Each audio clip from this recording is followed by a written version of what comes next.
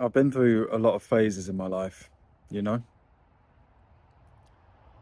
I'm sure a lot of us relate.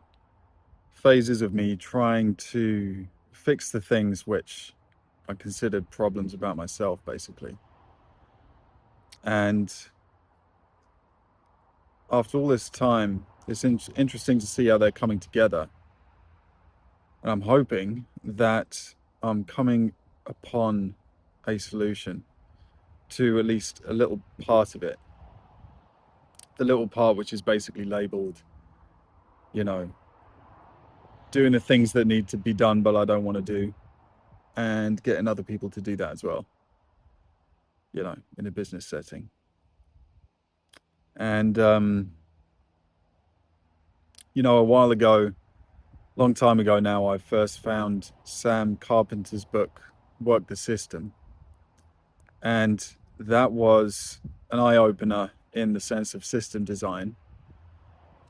He describes really well the switch from, you know, uh, from basically not thinking in systems at all and just um, putting out fires left, right, and center to then taking a step back. He said, being above, slightly elevated um, his business and looking at it like it's laid out in front of him as a series of interconnected pieces of a machine. He realized then that looking at it this way, he could pull out one piece of it, work on that one little bit until it's perfect, um, get it recorded into a process, and then give that to somebody to kind of slot it back into, the overall business system, and then just keep doing that until the entire thing was running like a well-oiled machine. And when you're young, maybe this fades as you age, maybe not. When you read something like that, you think, oh man, I've I've only gone and found the answer. I've only gone and found the answer to everything. This is it. This will solve all of those pesky little problems I have. Um, and then you realize, obviously, you haven't found the ultimate solution. There is no such thing. And you keep looking at other things. Uh, keep searching and consuming and trying on different philosophies and everything. But, all these things, it's not wasted time because each one integrates into the next. And, I've never forgotten that book or any other impactful book that's had an effect on how I approach work today. Another one would be much more recently, Cal Newport's, but very connected, Cal Newport's A World Without Email, which essentially tackles the key reason as to why knowledge work, quote unquote, is not what Sam Carpenter was talking about. Sam Carpenter's business did use a lot of, I suppose, people on computers, and usually knowledge work is, screen based. But they weren't. It was a call center. It was a call center. He started it in America, basically. So people paid them to basically run their phones as business. Other businesses paid them to run their phones for them, and so that was more of, operationally speaking, that could be put into processes, into huge, massive checklists, and then turned into that well-oiled machine because of the nature of the work. But what Cal talks about in A World Without Email, it's a big lad there, tractor. In A World Without Email is that, in the world of knowledge work, where, um, the outcome is less known, I suppose, is the key distinction that makes it so that you can't really do that. You can't just, put everything into a checklist and be done with it.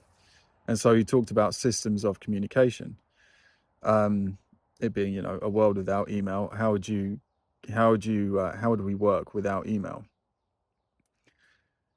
Um, and it, a lot of excellent insights into that, into a slightly different kind of industry. or maybe a very different kind, and how to make that much more efficient and much less of a just burden to get through, by mostly on the communications. And really it comes down to placing constraints on it. And then this book recently, which listening to, Inside the Box, is all about constraints and the theory of constraints, and about how constraints create, or they push innovation, they push results. Without constraints, it's almost like things just dilute and they just waft, or they dissolve. There aren't boundaries. And so time constraints, resource constraints, are usually necessary, even if they have to be kind of artificially imposed to produce and to get creativity out, as well. So I'm not going to keep talking about. I mean, there's so much, obviously, that I could, just going back over all of the things I'm learning, or have learned rather. And what I am doing now is trying to put them together into a philosophy which will work for me, I suppose, like we all are trying to do. And the people I really want to help are other young men but who are who have small businesses and are in a state of chaos. I really want to contribute something to the stability and the strength of myself, my community, my people. I want to be able to say that I helped strengthen us. And this is a way that I think I can help do it, is bringing this kind of systems thinking to companies. But I haven't done it for anyone other than my own company. And I did it when we grew up from startup to a more established company, and I put in I designed the systems for the HR function when that was still kind of nascent. And we brought someone in who knew what he was doing in that area, and he found that all that work previously done, all those systems I developed, were extremely helpful and helped him to get off the ground running. And a bunch of other little bits. But more recently, I'm looking at the finance function of the company, and it's more challenging in certain ways. I won't get into why this video go too long. But these kinds of, but it's constraints, right? Constraints breeds creativity, and I'm also giving myself a deadline. So there's capacity constraints, severe capacity constraints, severe kind of constraints in terms of the people that I'm working with. I cannot just give things to and hope they'll sort it out. So I am forced, and also with the time constraint I've given myself, to come up with quite an innovative way of approaching this, and a way of building a system around this whole messy function in the business, to then be able to again hand it over to somebody and let them hit the ground running, and the whole thing run very smoothly.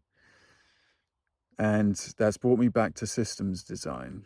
Not exactly how Sam Carpenter talked about it, and not exactly what Cal Newport talked about.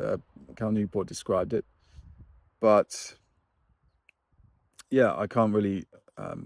I'm still in the journey right now. I'm in the middle of it, and yeah, my hope is that when this is proved out, it can be given over to others, because that's how I feel like the next step has got to be. It's got to be a feeling of bigger impact upon the people who I care most to impact. All right, so I'll just leave it at there. I'll leave this as a kind of random ramble vlog type thing. I'll see you later. Bye bye.